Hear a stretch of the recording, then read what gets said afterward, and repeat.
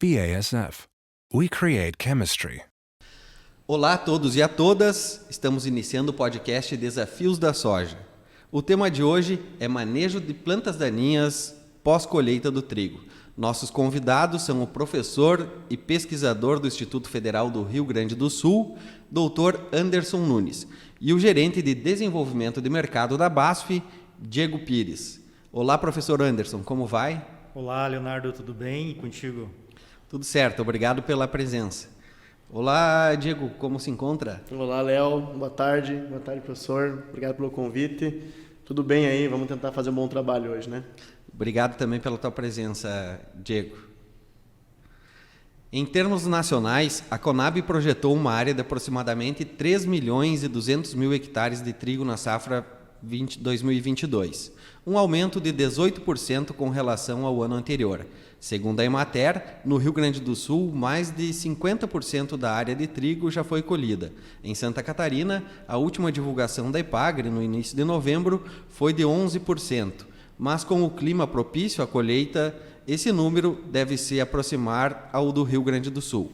Já no Paraná, o DERAL projeta que a colheita já ultrapassa os 90% da área plantada.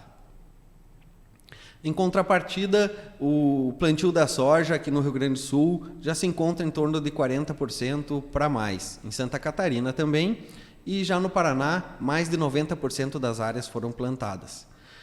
Considerando esse panorama, acredito que as áreas que faltam ser plantadas ainda são as restevas de trigo, né? Gostaria de perguntar, então, já para o professor, qual é o problema da planta daninha nessa pós-semeadura de trigo? Muito bem. O grande desafio dessas plantas daninhas na pós-colheita do trigo é principalmente naqueles casos onde as plantas daninhas não foram manejadas dentro da cultura do inverno. Uma grande vantagem do aumento da área de trigo no Rio Grande do Sul, no sul do Brasil como um todo, é principalmente a oportunidade que o agricultor tem de manejar essas plantas daninhas enquanto pequenas. E aí, nesse caso, quando não são manejadas, elas se encontram mais desenvolvidas na pós-colheita do trigo, e esse agricultor tem uma dificuldade em controlá-las, porque plantas maiores requerem aplicações sequenciais. E normalmente, com relação às áreas de trigo, a semeadura da soja ela já é feita de uma forma mais tardia em relação às outras áreas. E aí muitas vezes o agricultor ele não gostaria de fazer essas aplicações sequenciais ou fazer o uso de um herbicida hormonal, porque isso atrasaria ainda mais a semeadura da soja. E aí muitas vezes ele quebra a principal regra, né, Diego, que é plantar no limpo. Exato. E aí acaba começando já com um cenário bastante complexo, porque muitas vezes ele quer controlar essa planta daninha, né, uma sobra de dessecação ou não realizou a dessecação, quer controlar dentro da cultura da soja, onde que as opções são bem mais restritas. E aí esse é um cenário que acontece. Diego, qual é o cenário que você tem visto nas tuas jornadas aí e quais são as principais plantas daninhas que têm incomodado, digamos assim? Tem ocorrido, né? Eu queria voltar na ideia do Anderson um pouco, né? Antes de entrar na tua pergunta, da complexidade desse momento, né? E da importância do agricultor monitorar essas áreas que ele está colhendo trigo, né? Porque esse ano ficou muito claro, nós tivemos uma safra de trigo histórica em termos de produtividade. Foi um espetáculo, né? Os agricultores estão muito felizes aí com a produtividade, todo mundo agrega todo mundo na cadeia, né? Por outro lado, a gente viu também que quem conseguiu fazer um bom controle na pós-semeadura do trigo está chegando com uma situação extremamente confortável agora no pré-plantio da soja. Confortável, né? Onde eu consigo escolher aquilo que eu vou aplicar, que manejo eu vou escolher, vou fazer e tudo mais. Então, uma situação mais confortável. Por outro lado, nós tivemos também aquele agricultor que optou por talvez não fazer um controle mais expressivo no momento do perfilhamento do trigo. Eu nem estou falando da dessecação pré-plantio do trigo, né, professor? Sim, com certeza. Pular essa fase, né, vamos para em outro momento. Então ele postergou aquele controle e chegou aqui no momento da colheita do trigo aquelas plantas grandes, né? Eu ando muito na 285 aqui, tu olha para os lados, né, aqueles pinheirinhos de Natal cruzando do trigo, coisa mais linda, né? E aí o ato da colheita, né, o advento da colheita acaba cortando aquelas plantas e aí nós temos aquele cenário pandêmico, né, da questão do toco da buva. Então, realmente, e aí já respondendo a tua pergunta, né, que a gente vê que as plantas que mais incidem nesse momento, que estão incomodando o agricultor, basicamente, eu acho que sim, a buva, sim, né? Sim. as áreas mais argilosas, a buva é presente nessa pós-colheita de trigo, até mesmo pré-colheita, né, professor? Mas também a poaia, né, a richagem é um problema frequente nessas áreas também. Me ajuda aí, professor. Trapoeraba, né, nas áreas também, verdade. São as plantas talvez as mais complicadas de controlar realmente, né? Mas aí saliento de novo, né, que existem escolhas que foram feitas lá no perfilhamento do trigo, em junho, julho, agosto, de quem plantou, que poderiam atenuar esse momento, né, que poderiam trazer para o agricultor uma situação mais confortável, né? Mas enfim, chegamos aqui, né? Então, esse é o cenário que nós temos hoje, né? E aí tem outro ponto, né, professor? A qualidade das lavouras. A gente fala muito, né, Léo, de uma coisa são lavouras de médio investimento, outra coisa são lavouras de alto investimento. Lavouras que o pessoal está colhendo altas produtividades, que ofereceram uma massa foliar maior, provavelmente ele não tem problema de planta daninha nessas áreas, porque o controle cultural também existiu. Então, dentro da tua pergunta, do cenário, nós temos lavouras que estão limpas de planta daninha, que por vezes ele fez o controle na pós-emergência, ou que a lavoura, ou que a palhada contribui nesse controle, e também temos situações onde realmente eu tinha plantas maiores, que a colhedora cortou, e aí sim eu tenho um problema sério de rebrote, né, pós-colheita do trigo, e que dificulta o controle dessas plantas daninhas na pré-semeadura da soja. Professor, quais são as plantas que já apresentam resistência, então, as plantas que são plantas daninhas do trigo, que podem sobrar, né, para o verão, que já apresentam resistência, então, a herbicidas? Sim, a principal delas ainda é a buva, é a que mais ocorre, e o fluxo, o principal fluxo da buva não é no trigo, ela é pós-trigo, né, principalmente a partir de outubro, novembro.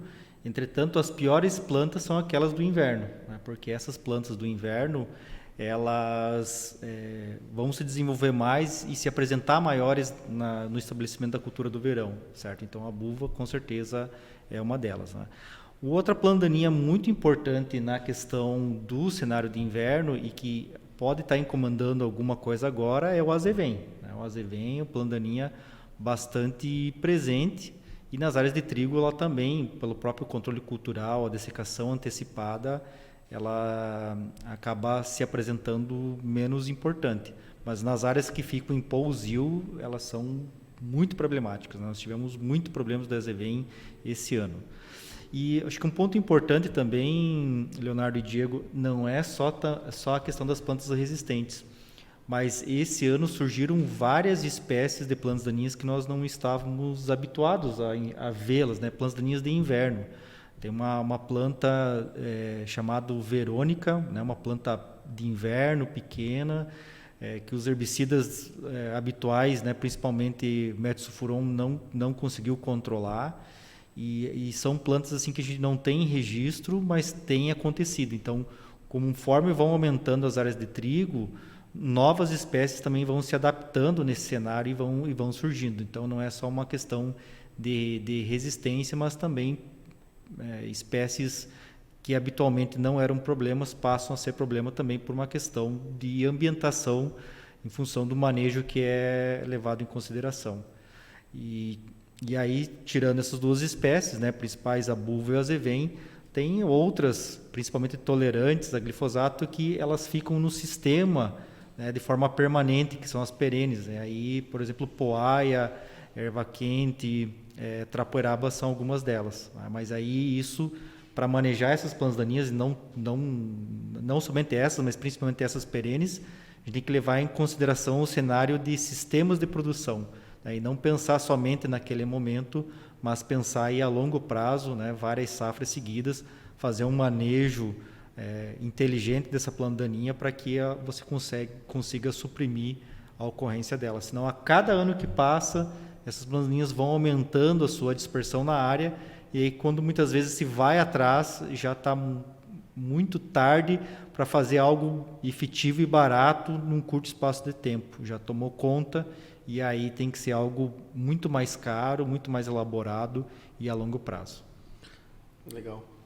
Diego, quer colocar alguma coisa? Não, eu achei fantástica essa colocação do professor, né? E aí, de novo, nós estamos aí para fazer escolhas, né? Todo momento, né? A agricultura é por escolhas, né? E achei legal que tu comentaste a possibilidade de fazer um manejo eficiente e barato. Né? Que bom que a gente tem a possibilidade de fazer um manejo eficiente e de baixo custo, vamos dizer assim, né? Mas em algumas situações, quando isso não ocorre, essa escolha errada em algum momento do sistema produtivo que você escolheu, que ele não acontece, você obrigatoriamente cai no manejo caro e, por vezes, ineficiente. Exatamente. Né? Então, isso aqui a gente espera que as pessoas escutem e vejam, comentem, compartilhem, sei lá como fazer, mas que seja um conteúdo que traga resultado para quem vai absorver. Né? Então, isso eu acho que é um ponto principal. As escolhas que as pessoas vão fazer do sistema produtivo como um todo, né? O advento do aumento da área do trigo, ele trouxe uma enorme possibilidade da gente, né? Nós estávamos passando até os últimos anos com a maioria das nossas áreas em pousio, né? E a dificuldade de controle de planta daninha é muito grande. E a sementeira dessas plantas daninhas ia multiplicando. Então, a entrada, o aumento da área do trigo... É isso que eu queria perguntar. O trigo, ele é importante para esse manejo? Ele ajuda... As culturas de inverno, né, professor? Né? Sim. Não somente o trigo, né, mas a aveia branca, né? Até a canola, a gente pode, se nós olhar para o lado do azevém, ela também se torna uma planta que pode contribuir no manejo de planta daninha. Então, eu acho assim, o aumento das culturas de inverno como um todo, ou a caída do pousio, né? Talvez a diminuição do pousio, ela nos traz oportunidades, Léo, de manejar o sistema. E eu gostaria muito que o produtor chegasse agora no advento do plantio da soja mais confortável, que ele pudesse otimizar o manejo dele, sabe? Eu trabalho numa indústria química, mas ninguém está aqui para encarecer o manejo do CARAT. Nós queremos que o produtor tenha um manejo acessível, adequado e que não encareça o sistema de produção dele, sabe? Então, só que nós não podemos deixar para resolver tudo na pré-soja. Não. Né? Então, hoje nós vamos falar da dessecação para plantio de soja pós de trigo, mas nós deveríamos começar a falar, e imagino que vai ter outras oportunidades, do sistema inteiro, das oportunidades que a gente tem. O professor fala muito bem isso, né, nas suas interações, das oportunidades dentro do sistema. Então, acho que isso é importante aí, né, olhar o todo, né. Nós tivemos fazendo uma colheita de trigo no sábado, né, Diego, e pude perceber lá o rebrote ou até o nascimento de plantas novas, de buva, me ajuda, por favor. Tinha poaia na área, né? Na área também.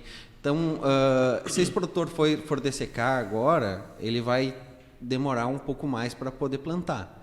Né? Qual é a estratégia que ele pode utilizar nesse caso? Colhi o trigo, tem o problema de plantas daninhas. O que eu posso fazer? Eu vou trazer um pouco de contexto e eu vou deixar depois o professor fazer essa parte de alguns posicionamentos, enfim, algumas opções de manejo, tá? Depois a gente pode complementar. Mas eu queria fazer uma reflexão, e essa área, inclusive, que nós olhamos, professor, é uma área bem interessante. Por quê? A área tinha sido muito bem manejada do ponto de vista de controle de planta daninha, muito bem manejado, né? Então a gente teve um resultado fantástico. Aí a gente fala da tecnologia Clearfield, que foi usado, né, com pré-emergente, com pós-emergente, foi um bom controle. Mas, como a área foi extremamente produtiva, nós chegamos a 96 sacos por hectare na área do desafio Top Trigo, e a cultura, ela realmente fechou o solo, né? Então, o que aconteceu? O produtor, infelizmente, isso não é uma questão de culpa, é que realmente foi impossível de chegar naquela buva que emergiu pós-perfilhamento do trigo, lá embaixo da cultura. Então, não existe, talvez, possa até existir, mas eu acho complicado, né, nessa lavoura específica, né, de nós conseguir fazer uma gota penetrar no dossel do trigo, né, e chegar naquela planta daninha lá embaixo. Então, já é um outro cenário, né, e a gente viu que a gente pode fazer um manejo para sair limpo de planta daninha, a gente consegue, né, professor, em algumas situações, mas nessa situação específica, não conseguimos.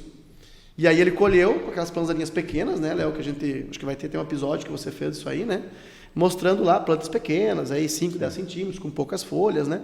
Que ele vai ter que usar alguma coisa para fazer esse manejo pós-trigo, né? E aí, de novo, nós plantamos trigo para ganhar dinheiro e não é para atrasar a soja. O que eu posso estar utilizando nesse momento, né? Que o professor comentou antes, para otimizar esse manejo e não atrapalhar o plantio da soja, né? Que é um cenário diferente. Exatamente. Sim, isso acontece com muita frequência, né? E as opções que o agricultor tem nesse cenário são bem interessantes, porque ele pode, com as plantas pequenas, ele pode usar principalmente herbicidas de contato, que tem uma eficiência grande, né, em plantas pequenas e já permite a semeadura logo em seguida. Se ele não faz o manejo de uma forma adequada e essas plantas se apresentam grandes, né, e aí tem ainda a questão do corte dessas plantas, que aí de fato inviabiliza, né? Se fica só no toco sem folhas, né? E aí quando ele tem as folhas, que talvez ele pode, no momento da colheita, erguer um pouco a plataforma, para não cortar muito baixo essas plantas e ter alguma coisa para absorção, né? Muitas vezes ele tem que fazer o uso de herbicidas auxínicos. E aí, No caso, plantas grandes daí. nas né, plantas grandes. E aí tem que vir com a sequencial e acaba atrasando. Então ele está pagando uma penalidade por não ter feito o manejo adequado dentro do trigo. E por mais que talvez ele mesmo assim não faça esse manejo adequado agora e planta sem controlar direito, ele vai ter a penalidade de ter redução de produtividade em função da presença dessas plantas daninhas que não foram manejadas. Então tem essas condições aí nesses dois cenários bem distintos e tudo em função se ele fez bem feito, né, ou se aquilo que ele fez teve eficiência ou não. Então esse é o cenário que se tem. Diego, no caso de manejo BASF, o que vocês oferecem então para estes cenários? A gente, olhando um pouquinho para trás, né, a gente gosta muito de trabalhar no sistema, né? E eu volto de novo no trigo e nós conseguimos o registro de algumas ferramentas para essa modalidade de aplicação no perfilhamento do trigo. Então, por exemplo, o próprio HIT, né, nós conseguimos viabilizar e tem registro para isso, para aplicação da dose adequada, obviamente, né, lá no perfilhamento do trigo. E aí o agricultor faz com que ele limpa a área no momento do perfilhamento do trigo e as plantas que vão emergir serão pós esse time da cultura, são plantas pequenas que vão chegar no momento da dessecação pré-colheita pequenas, que é o cenário que o professor comentou.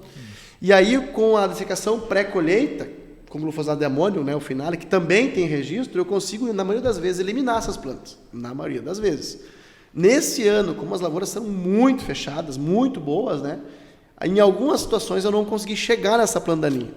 Então aí é um outro cenário. Eu vou colher essa lavoura, como o senhor comentou, e aí eu tenho oportunidades ainda, se eu fiz o manejo do perfilhamento, de escolher a ferramenta, né, que eu vou utilizar no pré-plantio da soja, no pós-colheita de trigo, porque eu tenho uma janela curta, né, professor? Eu estou plantando, eu estou colhendo e quero plantar. Na verdade é essa, eu quero plantar. Então eu não posso ter resíduo de herbicida que venha prejudicar a semeadura da soja.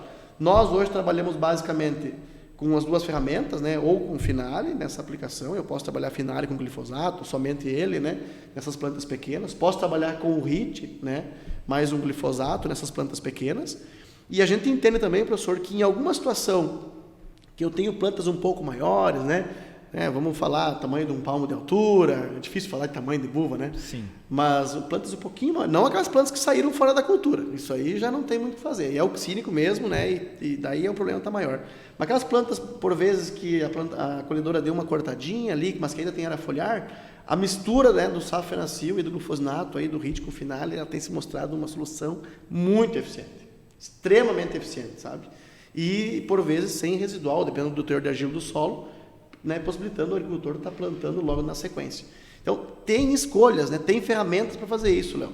Diego, eu queria voltar um pouquinho lá nessa opção de fazer uma aplicação, ali, um controle no perfilhamento, né? O produtor muitas vezes tem receio porque utilizava o 2,4-D lá e muitas vezes tinha uma certa fito no trigo, né? Como é que o HIT trabalha nesse sentido, assim? Ele tem uma solução um pouco melhor ou melhor com relação a isso? Perfeito. Eu também gostei de ouvir a opinião do professor, mas eu vou iniciar o meu relato aqui, né? Sim. Nós estamos aí eu estou há 5 anos e meio na companhia, na BASF, né? Há 4 safras já trabalhamos com o HIT nessa modalidade, né? E agora, recentemente, saiu o registro. Nós temos a total segurança na indicação dessa ferramenta, na dose de 50 gramas, né, no perfilhamento do trigo, com óleo adequado e tudo mais, né. Tenho as boas práticas para ter uma boa eficiência e mitigar o nível de fito que acontece. Né. O safenacil entrega alguns sintomas de fitoxicidade, que perfeitamente desaparece da cultura, não trazendo prejuízo na produtividade. Inclusive, eu imagino que o nosso amigo aí, o Bruno Gai, lá de Boa Vista do Cadeado, ele vai ouvir esse podcast em algum momento e torço que ele se manifeste, porque ele também usou, né, na área dele lá. Foi uma das maiores fitoxicidades que eu já vi, tá? Me ligou apavorado, né, e tal.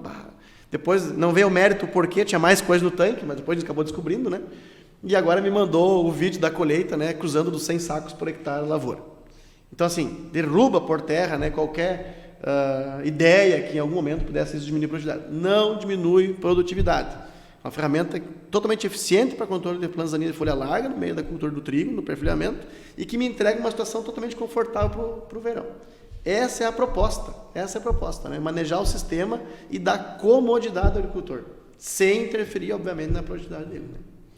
Professor, dentro lá das suas pesquisas lá, como é que você vem vendo o manejo de plantas daninhas né, no sistema também, assim, e ferramentas que podem ser utilizadas também? Alguma coisa a contribuir, né, com o que o Diego falou? Eu vou aproveitar ali, o Diego pediu a opinião, né, o que a gente tem visto assim com relação a essas aplicações, né, de HIT no pós-emergência do trigo. E a gente vê assim que comparando 2,4-D com esse herbicida, visualmente no momento da aplicação, o HIT tem uma fitoxicidade que o 2,4-D não tem. Entretanto, quando chega na fase reprodutiva, a coisa se inverte, né? Principalmente quando se faz o uso errado do 2,4-D, ou mesmo que você faz o uso certo dele, você tem um outro tipo de estresse associado por frio, por seca. Frio, principalmente, né? Exatamente.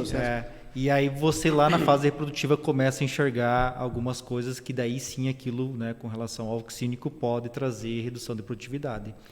E acho que uma coisa importante do HIT quando no trigo, principalmente, quanto mais cedo você aplicar, né, pensando na planta daninha, é interessante por causa da eficiência em função do tamanho. E também, por mais que para o trigo pode parecer acho que um pouco mais de fitoxicidade, mas se recupera muito fácil. Exato. 7, 10 dias, assim, isso desaparece porque daí é um momento que, como o trigo está colocando folhas novas, né, ou começa a desenvolver com maior intensidade, isso some muito fácil e você tem um controle bem eficiente das plantas daninhas, né? E o que os trabalhos de pesquisa têm demonstrado, Leonardo, é principalmente pensando a questão de tamanho de planta daninha, né? Principalmente tamanho pequeno de planta daninha tem se mostrado. O que a gente tem falado para os nossos alunos nas palestras com os agricultores é que a gente conhece os herbicidas que nós temos, nós conhecemos o sistema de produção e não vai ter nos próximos anos nenhum herbicida milagroso que vai trazer a solução, a bala de prata para a questão de plantas daninhas. Então, bom, eu conheço o herbicida, eu sei como que ele funciona, eu sei que condições ele consegue me entregar. Então, eu tenho que colocar esse herbicida, né, dentro do sistema no momento que ele consiga controlar, no tamanho que ele consiga controlar.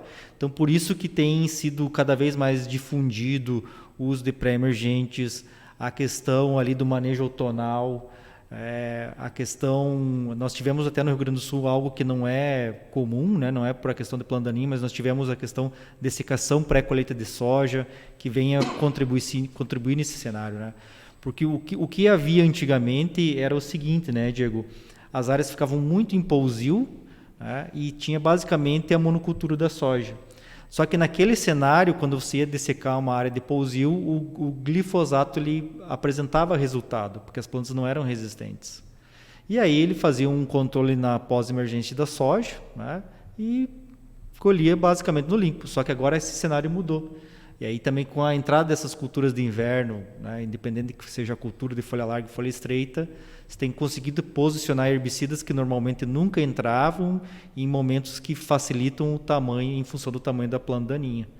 E aí é isso que é a grande questão assim, que a gente vê de melhoria no controle de plantas daninhas. Não é nem a questão de novos herbicidas, não é nem a questão de novas tecnologias, mas principalmente colocar esses produtos em momentos específicos, aliado a outras estratégias, como o manejo cultural, a própria cultura do trigo no inverno, né? ou ainda, uma coisa que vai ter que acontecer muito forte nessas áreas que tem azevém, sai soja, controla já os primeiros fluxos de azevém, coloca uma cobertura com nabo, por exemplo, controla esse azevém pequeno dentro dessa cultura do nabo, ou usa um pré-emergente, aí para você manejar esse nabo e colocar o trigo logo em seguida.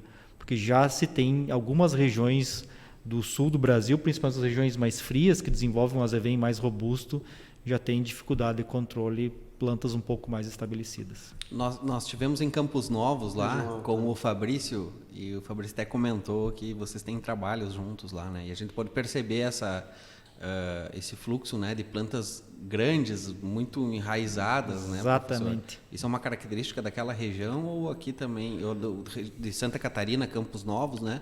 Ou não? Isso aqui no Rio Grande do Sul nós encontramos. Também temos, principalmente isso é uma característica de regiões frias. Então, porque o azevém é uma planta que se adapta muito bem, é uma planta de inverno, se adapta muito bem no inverno. Então, nessas regiões frias ele perfilha mais e ele tem muito mais massa. E o herbicida, para ser efetivo, é uma relação dose em relação à massa dessa planta. Então, as doses habituais, né, que se usava de graminicida, para essa região ela nunca valeu, porque assim, a gente já teve casos de plantas isoladas em vacaria, que basicamente eram plantas que valiam por 20, 30 plantas somadas, né, a massa dela na região das Missões, por exemplo, que é uma região mais quente e o azevém ele não consegue se desenvolver tão bem. E aí esse cenário eu diria que ele é muito preocupante. Queria colocar alguma coisa, Diego? Não, eu acho que a gente tem que trabalhar muito. E de novo, nós vamos voltar na mesma ideia como é que Do começo. Do começo, né? De trabalhar com plantas pequenas, né? Eu vi. Se a gente for a Campos Novos hoje, né? A gente trabalha bastante com pessoa da cooperativa lá também, das cooperativas, né? Se ir pela BR, você vai ver as lavouras de milho cheia de sobra de azevém. Exatamente. Cheia de sobra de azevém, cara. Né? E o cenário só fica mais complexo, né? Porque você está sementando e tudo mais. Então, realmente, acho que é um dos problemas mais, para essa região específica, né? Um dos problemas mais impactantes hoje, né? No sistema produtivo, porque ele está permanecendo no sistema, né? Exatamente. Saindo da cultura de cobertura, entrando na soja, da soja entrando no milho e assim por diante. E nesse caso, ou também em outros, como que entra a tecnologia como, por exemplo, a Clearfield, né, que vem para manejar esse azevém no inverno, assim, é uma ferramenta importante no processo de controle de plantas daninhas? O Clearfield é uma opção, né? O trigo Clearfield é mais uma opção de controle. Eu gosto muito disso, né? Eu gosto muito de falar de escolhas e de opções, né? Para mim, se resume nisso, né? Mas o produtor precisa ter mais opções de uso no inverno de trigo, né? Falando de trigo Clearfield, né? Então, o trigo Clearfield ele oferece mais opção de controle. Eu estou hoje alicerçado em poucos herbicidas, né? Talvez em pós, não precisa usar todos os dedos da mão, né? Para botar os herbicidas que a gente usa. E o Clearfield ele oferece uma opção de mais um herbicida a ser utilizado na pós-emergência do trigo para controlar aveia e azevém, né? E até menos botas daninhas também. Então, mais opção. E nós estamos avaliando, e esse ano a gente está acompanhando bastante, que inclusive está superior à maioria dos herbicidas utilizados em pós-emergência, né? Que seria hoje a imidazolinona, o imazamox e o Raptor, né? Então, ele é uma opção, né, e talvez uma das melhores opções hoje para controlar azevém na pós-emergência. Quando eu associo com pré-emergentes, aí sim eu fico com um manejo muito robusto. Muito robusto. Então, de novo, é associar estratégias, né? E o Clearfield me permite essa opção de mais herbicidas na pós-emergência. Pode ser uma estratégia para essas áreas, vamos ter que avaliar que biótipo, né, que está sobrando nas áreas, se ela tem intolerância apenas à CCase, que é o caso das áreas mais frias, ou também tem a LS, então já vai ter que estar avaliando isso aí para ver se realmente se enquadra a tecnologia para controle dessa planta daninha lá também. Semana retrasada eu tive conversando lá em Entre Rios, lá em Guarapuava, com o Carmila lá. Eu fiz uma pergunta para ele qual eram os desafios, né, da produção de soja daqui para frente. E ele disse que realmente manejo, né, são pragas, né, doenças e também plantas daninhas, principalmente por apresentarem resistências e se desenvolverem, né, e se adaptarem a diferentes grupos químicos, enfim. Professor, quais são as boas práticas a serem adotadas? O senhor já falou um pouco, mas gostaria que resumisse, para que a gente proteja esses produtos, né, e não corra o risco de dali um pouco, né, ter resistências muito grandes e que tornem um manejo caro, né? Muito bem. É uma pergunta, eu acho que muito importante, porque essas estratégias elas são fundamentais para manter essas ferramentas ativas. E a primeira de todas, a principal delas, uma que tem mais impacto, é a rotação de mecanismo de ação. Então, sempre quando a gente fica usando o mesmo herbicida ou herbicidas que matam a planta da mesma forma, Isso acaba por selecionar plantas resistentes. Então, essa é a primeira delas, né? Aliado a isso, né, a rotação de culturas é muito importante, mas não adianta rotacionar as culturas se você fica usando os mesmos herbicidas. Então, a rotação de cultura ela é importante porque os herbicidas entram em momentos diferentes. Então, se eu tenho num ano a cultura da soja, eu desseco em um momento, e se eu tenho a cultura do milho, eu tenho outro momento, né? E aí, dentro dessas culturas, eu uso os diferentes herbicidas. Então, esse é um ponto importante. O outro, a gente sabe que para o agricultor é complexo, mas sempre fazer as aplicações dentro das recomendações, da questão de clima, questão de estresse, volume de cauda, usar o adjuvante correto é muito importante. A gente tem visto assim que os adjuvantes têm adjuvantes fantásticos, mas é para um tipo de herbicida, né?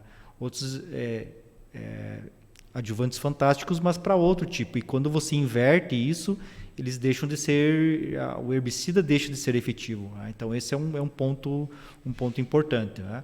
E reforçar aquela questão do tamanho de planta, né? Isso é fundamental, sempre aplicar com as plantas pequenas, e se não está nesta condição, fazer o uso das aplicações sequenciais, né? E daí, por regra no geral, né, Diego, não que isso seja obrigatório, mas normalmente os herbicidas sistêmicos vêm nessa primeira aplicação, né? Alguns cenários podem ter já junto um herbicida de contato, mas basicamente os de contato vêm nessa segunda aplicação, né? E aliado a isso, também fazer a questão do uso de herbicidas pré-emergentes. Porque o que acontece, principalmente pensando na pós-emergência das culturas? A resistência ela só existe se eu tenho muitas plantas, né? Então, imagine, Leonardo, que cada planta é um cartão da Mega Sena, certo? Então, quando você reduz o número de plantas que você está aplicando, você está diminuindo a probabilidade de ter ali um sorteio, entre aspas, de uma planta resistente que até então não era. Então, quando você usa o pré-emergente, você está diminuindo os cartões da Mega Sena para aquele herbicida na pós-emergência que está aplicando. Então, esse é um outro cenário que é importante, o uso de pré-emergente. E nós temos visto, né, Diego, assim, as áreas, não só nas mais complexas, mas também nas bem manejadas, que o pré-emergente tem tido uma diferença muito grande. O exemplo disso foi agora na cultura do trigo, a questão do azevém, né, que foi um cenário totalmente diferente, onde tem pré-emergente, onde não tem pré-emergente, porque principalmente, né, na questão que o Diego falava ali anteriormente, dessas altas produtividades, né, em função de ter usado uma imidazolinona, mas também tem a questão do pré-emergente, porque daí o que acontece? Ele entrega um tamanho padrão de planta daninha, num momento que a planta já está mais desenvolvida, sofre menos fitoxicidade, e aí essa pós-emergente controla muito bem. E a gente tem visto assim que só faz sentido você usar um pré-emergente enquanto você tem um pós-emergente efetivo, porque senão não faz sentido. E aí quando você associa as duas coisas, você está fazendo um manejo mais inteligente dessas plantas daninhas. Vai para a soja também, né, professor? O mesmo raciocínio para a soja, né? Exatamente. Na iminência do plantio, a importância do pré-emergente é enorme para a soja, né? Hoje, nós analisar as plantas daninhas que estão ocorrendo, né? Pega leiteiro, própria corda de viola, caruru, buva, enfim, um espectro grande de planta daninha. Os pré-emergentes são extremamente importantes, porque o nosso pós-emergente, e aí acho que é outro assunto, nosso pós-emergente clássico, que é o glifosato, nós sabemos hoje como é que está o nível de controle das plantas daninhas. Então, nunca foi tão importante, talvez, né, o uso de pré-emergentes. E aí também, né, eu acho que é o agricultor que vai ter essa escolha, a importância de trazer misturas robustas, né, professor? Exatamente. Vamos lá, nós precisamos migrar, nós precisamos evoluir, né? Hoje, dentro da base, nós não temos um pré-emergente nesse momento. Estamos trabalhando com um aí, né, para no futuro próximo a gente lançar. Mas tem misturas robustas no mercado que vão trazer um controle excepcional. Então, nós temos que migrar de ferramentas isoladas, né, e quem vai ouvir o que eu estou dizendo vai saber o que é, né, de custo baixinho, que por vezes não está trazendo o que eu espero de controle, né? Não é porque é barato que eu tenho que usar. Eu tenho que usar porque é eficiente, né? Então, daqui a pouco, usar misturas já prontas, né, eficientes, que tem no mercado aí, com um espectro maior, né, e que vão me trazer um residual maior, um controle melhor, né, do que produtos isolados de baixo custo. Né? Vocês já me conhecem e sabem que eu gosto das analogias, né? Então, imagine que eu estou nesse período agora da safra, né, que tem os experimentos para implementar, os exames para começar a pensar lá da gurizada e tal, né, que não estuda. Não, mas no IF não acontece isso, né? Acontece da pá. Imagine que eu acordo com dor de cabeça, uma enxaqueca daquelas grandes. E aí, em vez de eu investir num remédio específico para enxaqueca, eu vou lá e pago 10 centavos no paracetamol, que é esse herbicida baratinho e tal, né? Então, o que acontece? Eu estou me iludindo comprando aquele paracetamol, porque eu sei que para mim a enxaqueca não vai funcionar. Então, o que acontece? Eu tomo aquele paracetamol, me iludo que vai funcionar para ser enxaqueca, não vai funcionar e eu perdi o meu dia de trabalho. Então, aquele dia de trabalho não rendeu. Então, eu deixei de produzir, assim como a cultura vai deixar de produzir por causa da interferência de planta daninha. E aí, quando eu já invisto em algo, né, mais efetivo, né, eu tomo aquele remédio para enxaqueca e ele funciona, o meu dia vai render, certo?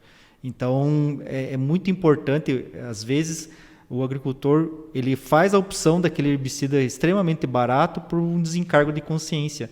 Só que muitas vezes, em função até da dose que ele usa desse produto no inverno, né, que daí porque é baratinho, ele aumenta a dose daquele produto no inverno, lá no verão vai dar fitoxidado na cultura. Então, além de não funcionar direito, vai começar também a dar fito, né, por carry-over na cultura subsequente. Então, tem que levar isso em consideração. E de fato, né, por mais que a gente tenha plantas daninhas principais, principalmente caruru, principalmente buvo, principalmente azevém, sempre na lavoura nós temos uma comunidade de plantas daninhas.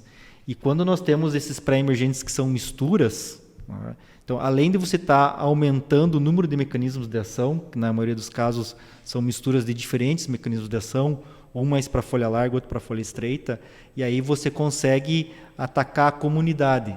E aí, qual que é a principal vantagem desse herbicida robusto que pega folha larga e folha estreita? É que você consegue atrasar as primeiras aplicações de glifosato na pós-emergência. E aí, a vantagem de você atrasar é que provavelmente você reduz o número de aplicações. Agora, se você usa lá um herbicida específico para caruru, mas aí o pé de galinha está vindo, por mais que você não precise aplicar agora para o caruru, logo em seguida você vai ter que aplicar para o pé de galinha, e aí nesse sentido se saiu uma grande vantagem do pré-emergente, que é reduzir o número de aplicações na pós-emergência. Então, se o glifosato fosse de graça, viesse junto com a semente, ainda assim nós teríamos mais de 15 benefícios de você usar pré-emergente. Mas agora que esse glifosato ficou mais caro, né, quando você tira uma aplicação de glifosato, você já começa a pagar esse herbicida mais robusto com bastante facilidade. Então fica fácil. Esses 15 motivos estão na rede social lá do Anderson, lá no Instagram. Lá. Pode dar uma procurada lá. Tem alguns, com certeza, estão lá. Então, tem que olhar lá, né? Pessoal, já vamos chegando ao final do nosso podcast, né? Eu gostaria então de pedir as considerações finais, Diego. Se tu queria falar alguma coisa, já pode... Não, eu acho que eu ia complementar esse negócio com o professor, porque assim, nós estamos colhendo trigo agora, vamos plantar soja. Nós não podemos errar. Nós não podemos errar. Eu, quando falo em errar na cultura, já me remete a prejuízo, frustração, né? Uma safra perdida, é que nem rodada de ano, né? Tudo é novo, é só o ano que vem. É que nem carnaval, tem todo ano, mas é só o ano que vem. Então, a importância do bom planejamento, né? E quando nós falamos em herbicidas e controle de planta daninha, como que o produtor que vai colher o trigo dele agora, eu não sei se ele vai fazer as compras dele agora, mas imagino que sim, em algumas situações, ele vai lá na cooperativa, na revenda, enfim, ele vai fazer algumas cotações. Como que ele vai definir os herbicidas que ele vai utilizar sem ter planejado o sistema produtivo que ele vai utilizar? A sucessão de culturas, o que realmente ele vai fazer no ano como um todo? Então, eu estou trazendo alguns alertas para a gente refletir sobre isso. O planejamento do que utilizar passa primeiro por desenhar o que eu vou fazer na minha propriedade. Se eu vou fazer palhada, se eu vou fazer trigo, se eu vou fazer culturas de serviço, culturas de cobertura, como diz o Maurício de Bortoli, né? Culturas de serviço, que eu acho legal. Mas as escolhas dos herbicidas passam por essas escolhas de sistema produtivo por primeiro, né? e depois aí sim eu vou desenhar o que eu vou estar utilizando. Outro ponto que eu deixo de alerta, Léo, é o valor empregado hoje no controle de planta daninha. Olhando como indústria, olhando o mercado como um todo hoje, a grande preocupação do produtor no passado era controlar a doença. Né? Ele brigava por uns reais aí no fungicida. E hoje o volume de dinheiro investido no controle de planta daninha está praticamente igual ou em algumas situações ultrapassando o volume de dinheiro investido no controle de doenças da cultura da soja. Então, é um mercado grande, é um negócio grande e está impactando diretamente no retorno financeiro do agricultor. Então, precisa olhar para isso. Né? Precisa otimizar a propriedade do ponto de vista de melhorar o controle, diminuir o custo, otimizar essas aplicações que ele está fazendo. E eu acho que as boas práticas que o professor desenhou aqui vêm de encontro ao que nós pregamos, que é melhorar a atividade do agricultor, deixar ele mais confortável do ponto de vista de escolha, né? E melhorar esses controles que ele tem lá na propriedade, né? Tá pensando em planta daninha, tá? Certo. Professor, considerações finais? Bom, se eu fosse resumir em uma frase, eu diria: procure um engenheiro agrônomo competente. Esse é um ponto importante, porque a gente tem visto assim, nós temos muitos profissionais bem capacitados no mercado, com muita qualidade, muita experiência, que pode ajudar o agricultor em todos os cenários e fazer um planejamento a longo prazo. Né? A gente falou bastante aqui de posicionamentos, alguns herbicidas, né? E cada caso é um caso e cada agricultor tem sua realidade, né? Com certeza a gente tem visto assim nas áreas agrícolas, onde um vizinho tem uma realidade e o outro tem uma realidade totalmente distinta, e um quer fazer o que o outro faz e vai dar prejuízo. Né? Então acho que isso é um ponto importante de sempre procurar um profissional competente para ser bem assessorado com essa questão de manejo de plantas daninhas, porque como o Diego falou, e eu assino embaixo o que ele falou agora, né? O investimento está cada vez maior, e quando você tem uma assessoria técnica de qualidade, você consegue ser muito mais assertivo a cada real investido por hectare.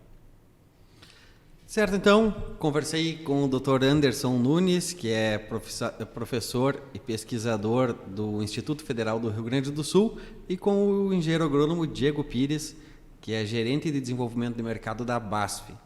Esse podcast teve uma produção da Joellen Cavenato e na técnica Bruna Schaeffler. Eu sou Leonardo Vinck e agradeço a todos pela audiência.